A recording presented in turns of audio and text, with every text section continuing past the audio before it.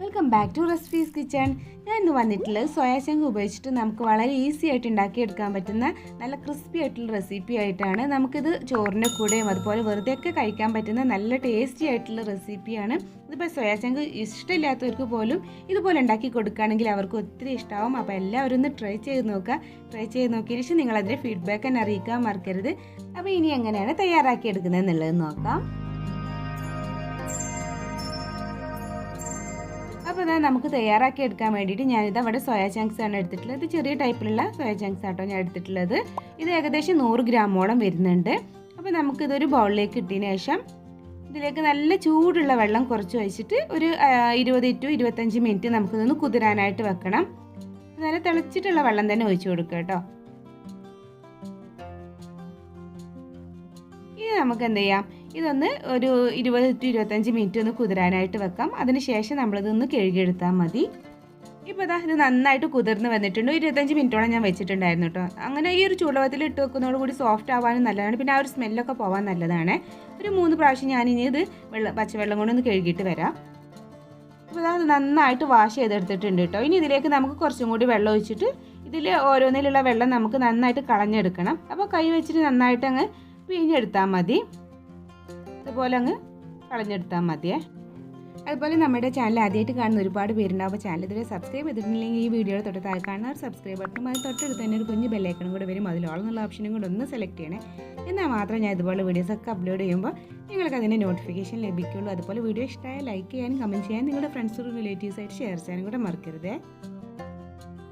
ഇപ്പോൾ ഇതാ ഇതുപോലെ ആക്കി എടുത്തിട്ടുണ്ട് കേട്ടോ. ആ വെള്ളമൊക്കെ കളഞ്ഞ് നന്നാക്കിയിട്ട് ഇതേപോലെ ക്ലീൻ ആക്കി എടുത്തിട്ടുണ്ട്. ഇനി നമുക്കിതൊരു സൈഡിലോട്ട് അങ്ങ് മാറ്റി വെച്ചതിന് ശേഷം ഇതിലേക്ക് കുറച്ച് മസാലകളൊന്ന് പൊടിച്ചെടുക്കാനുണ്ട്. അപ്പോൾ ഞാനിതാ മിക്സിയുടെ ജാർ എടുത്തിട്ടുണ്ട്. നമ്മൾ പൊടിക്കാനൊക്കെ എടുക്കുന്ന മിക്സിയുടെ ജാറില്ലേ, അതാട്ടോ എടുത്തിട്ടുള്ളത്. അപ്പോൾ ഇതാ ഇതിലേക്ക് ഞാനിതാ ഒരു ചെറിയ പീസ് പട്ടയും പിന്നെ ഒരു ചെറിയ പീസ് താക്കോലത്തിൻ്റെ പീസാണ്, അതും കൂടി ഇട്ട് കൊടുക്കുന്നുണ്ട്. പിന്നെ ഒരു 3 ഏലക്കായ കേട്ടോ, ഇത്രയും മതി. ചെറിയ ഏലക്കായാണ് അത് ഇട്ട് കൊടുക്കുന്നുണ്ട്. പിന്നെ 4 കറുവാം പൂവാണ് എടുത്തിട്ടുള്ളത്, അതും കൂടി ഇതിലേക്ക് ഇടുന്നുണ്ട്.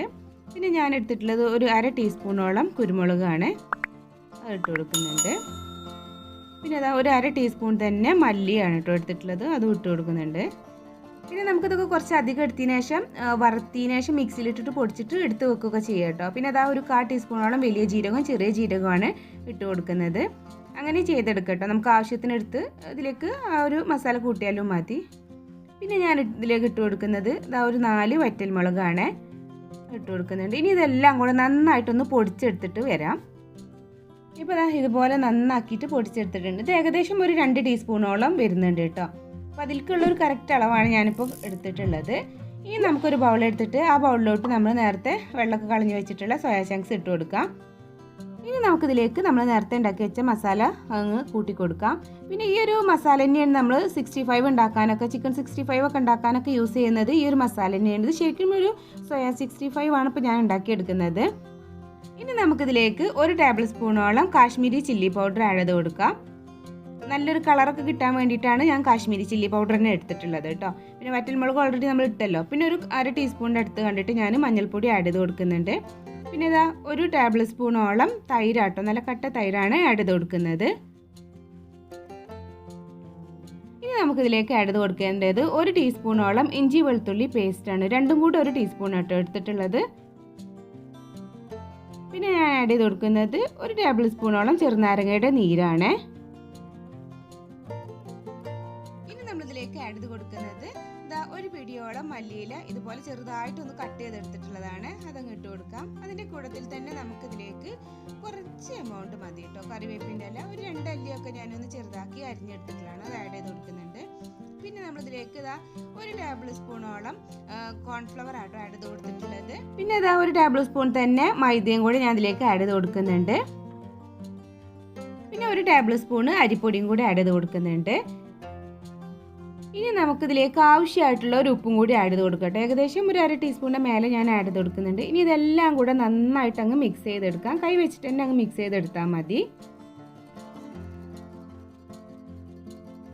ഇപ്പോൾ ഞാൻ നന്നായിട്ട് മിക്സ് ചെയ്തെടുത്തിട്ടുണ്ട്. ഇനി നമുക്ക് ടൈം ഉണ്ടെന്നുണ്ടെങ്കിൽ ഒരു 1/2 മണിക്കൂർ റെസ്റ്റ് ചെയ്യാനായിട്ട് വെക്കാം കേട്ടോ. അതിനുശേഷം ഫ്രൈ ചെയ്തെടുത്താൽ മതി. ഞാനിപ്പോൾ ഇത് 1/2 മണിക്കൂർ ഒന്ന് റെസ്റ്റ് ചെയ്യാനായിട്ട് വെക്കുകയാണ്. അപ്പോൾ ഒന്ന് മൂടി വെച്ചിട്ട് നമുക്ക് 1/2 മണിക്കൂർ കഴിഞ്ഞതിന് ശേഷം ഇതൊന്ന് ഫ്രൈ ചെയ്തെടുക്കാം. ഇപ്പോൾ ഇതാ അരമണിക്കൂറൊക്കെ ആയിട്ടുണ്ട് കേട്ടോ. നമുക്കിനി ഇതൊന്ന് എങ്ങനെയാണ് ഫ്രൈ ചെയ്തെടുക്കുന്നത് എന്നുള്ളത് നോക്കാം. അപ്പോൾ ഇതാ ഇവിടെ ഫ്രൈ ചെയ്തെടുക്കാൻ വേണ്ടിയിട്ട് സൺഫ്ലവർ ഓയിലാണ് എടുത്തിട്ടുള്ളത്. അത് ഏകദേശം ചൂടായിട്ട് വന്നിട്ടുണ്ട്. ഇനി ഇതിലേക്ക് നമുക്ക് കുറേശ്ശായിട്ട് ഇതുപോലെ ഓരോന്നായിട്ട് ഇതുപോലെ അങ്ങ് ഇട്ട് കൊടുത്തിട്ട് അങ്ങ് ഫ്രൈ ചെയ്തെടുത്താൽ മതി. പിന്നെ എന്ന് പറഞ്ഞാൽ നമ്മളിത് കുറച്ച് അധികം ഓയിൽ ഒഴിച്ച് കൊടുക്കുക കേട്ടോ. കുറച്ച് ഡീപ്പായിട്ടുള്ള ഫ്രൈ ആണ് ചെയ്യുന്നത്, ഷാലോ ഫ്രൈ അല്ല. അപ്പോൾ കുറച്ച് അധികം ഓയിൽ ഒഴിച്ച് കൊടുക്കണം. ഇത് നന്നായിട്ട് ഇതുപോലെ അങ്ങനെ ഇട്ട് കൊടുത്താൽ മതി. എന്നിട്ട് കുറച്ച് ടൈം ഒന്ന് അതുപോലെ ഇട്ടതിന് ശേഷം ഇതുപോലെ ഒന്ന് ഇളക്കി കൊടുക്കുക കേട്ടോ. എന്നിട്ട് ഒരു മീഡിയം ഫ്ലെയിമിൽ വെച്ചിട്ട് നല്ല ക്രിസ്പി ആയിട്ട് തന്നെ ഫ്രൈ ചെയ്തെടുക്കുക. ഞാൻ അതുപോലെ ക്രിസ്പി ആയിട്ടാട്ടോ ഫ്രൈ ചെയ്തെടുക്കുന്നത്. അത്രയ്ക്ക് അങ്ങ് ക്രിസ്പി ആവണ്ട എന്നുള്ളൊരു ആ ഒരു വേവായതിന് ശേഷം അങ്ങ് കോരി എടുത്താൽ മതി. ഇപ്പോൾ ഇതാ നല്ല ക്രിസ്പി ആയിട്ട് വന്നിട്ടുണ്ട് കേട്ടോ. എത്രത്തോളം മതി കണ്ടില്ലേ? ഈ ഒരു കളറാകുമ്പോഴേക്കന്നെ അങ്ങ് കോരി എടുക്കുക. ഒരു കിച്ചൺ ടവലിക്ക് അല്ലെങ്കിൽ ടിഷ്യൂ പേപ്പറിലേക്ക് അങ്ങ് കോരി എടുത്താൽ മതി. പിന്നെ ഇതിലധികം എണ്ണ കുടിക്കുക അങ്ങനെയുള്ള പ്രശ്നങ്ങളൊന്നും ഇല്ല കേട്ടോ. നമുക്ക് തോന്നുന്നത് നന്നായിട്ട് എണ്ണ ഒക്കെ കുടിക്കൂല എന്നുള്ളത്, പക്ഷേ എണ്ണ ഒന്നും ഒട്ടും കുടിക്കൂല. ഞാൻ ആ ഒഴിച്ച എണ്ണ അതുപോലെ തന്നെ അതിലുണ്ട്, ഒട്ടും വറ്റി വന്നിട്ടൊന്നുമില്ല കേട്ടോ. ഇനി ബാക്കിയുള്ളതൊക്കെ അതുപോലെ തന്നെ അങ്ങ് ഫ്രൈ ചെയ്തെടുത്താൽ മതി. അപ്പോൾ ഇതെല്ലാം ഫ്രൈ ചെയ്ത് കോരി എടുത്തിട്ടുണ്ട്. അതിന് ശേഷം ലാസ്റ്റിൽ ഞാനൊരു 5 പച്ചമുളക് ഒന്ന് സെൻറ്റർ കട്ട് ചെയ്തെടുത്തിട്ടുള്ളതും ഒരു 3 അല്ലി കറിവേപ്പിനയിലേയും കൂടി ഇട്ടിട്ട് ജസ്റ്റ് ഒന്ന് അങ്ങ് ഇളക്കിയിട്ട് അങ്ങ് കോരി എടുക്കുക കേട്ടോ. ജസ്റ്റ് ഒന്ന് ഫ്രൈ ചെയ്തെടുത്താൽ മതി, അത്രയും മതി.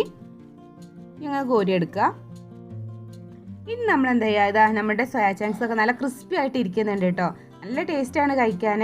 അപ്പോൾ അതിലേക്ക് നമ്മൾ ആ ഫ്രൈ ചെയ്തെടുത്തിട്ടുള്ള കറിവേപ്പിൻ്റെയും പച്ചമുളകും കൂടി ഇട്ടിട്ട് ജസ്റ്റ് ഒന്ന് ഇതുപോലെ ഒന്നങ്ങ് കുടഞ്ഞു കൊടുക്കുക. അത്രയേ ഉള്ളൂ. നമ്മുടെ ടേസ്റ്റി ആയിട്ടുള്ള സോയ 65 റെഡി ആയിട്ടുണ്ട്. അപ്പോൾ എല്ലാവരും ഒന്ന് ട്രൈ ചെയ്ത് നോക്കുക. എന്നിട്ട് ഫീഡ്ബാക്ക് തന്നെ അറിയിക്കുക. അതുപോലെ നിങ്ങൾക്ക് ഒരു വീഡിയോ ഇഷ്ടമായിട്ടുണ്ടെങ്കിൽ ഒന്ന് ലൈക്ക് ചെയ്യാനും കമൻറ്റ് ചെയ്യാൻ, നിങ്ങളുടെ ഫ്രണ്ട്സ് റിലേറ്റീവ്സ് ആയിട്ടൊക്കെ ഒന്ന് ഷെയർ ചെയ്യാനും കൂടെ മറക്കരുത്.